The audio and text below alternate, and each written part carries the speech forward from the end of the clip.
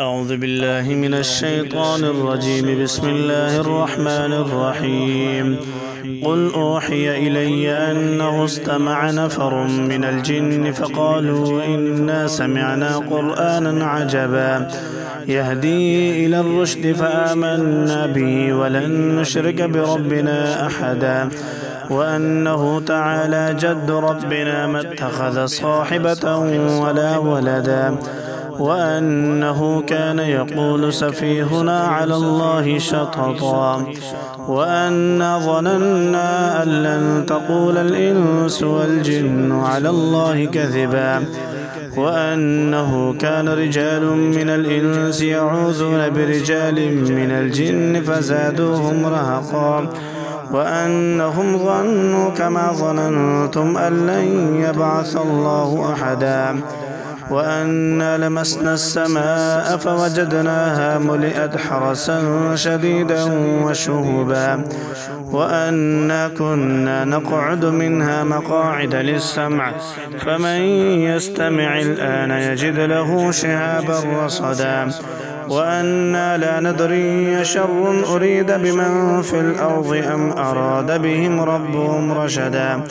وأنا منا الصالحون ومنا دون ذلك كنا طرائق قددا وأنا ظننا أن لن نعجز الله في الأرض ولن نعجزه هربا وأنا لما سمعنا الهدى آمنا به فمن يؤمن بربه فلا يخاف بخسا ولا رهقا وأنا منا المسلمون ومنا القاسطون فمن أسلم فأولئك تحروا رشدا وأما القاسطون فكانوا لجهنم حطبا وأن لو استقاموا على الطريقة لأسقيناهم ماء غدقا لنفتنهم فيه ومن يعرض عن ذكر ربه يسلكه عذابا صعدا وأن المساجد لله فلا تدعوا مع الله أحدا وأنه لما قام عبد الله يدعوه كادوا يكونون عليه لبدا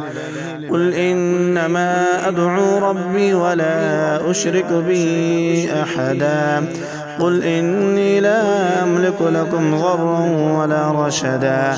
قل إني لن يجيرني من الله أحد ولن أجد من دونه ملتحدا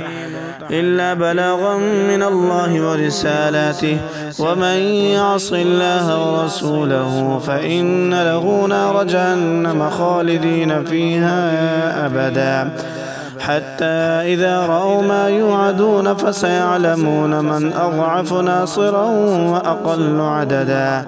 قل إن أدري قريب ما توعدون أم يجعل له ربي أمدا عالم الغيب فلا يظهر على غيبه أحدا إلا من ارتضى من رسول فإنه يسلك من بين يديه ومن خلفه رصدا ليعلم أن قد أبلغوا رسالات ربهم وأحاط بما لديهم وأحصى كل شيء عددا.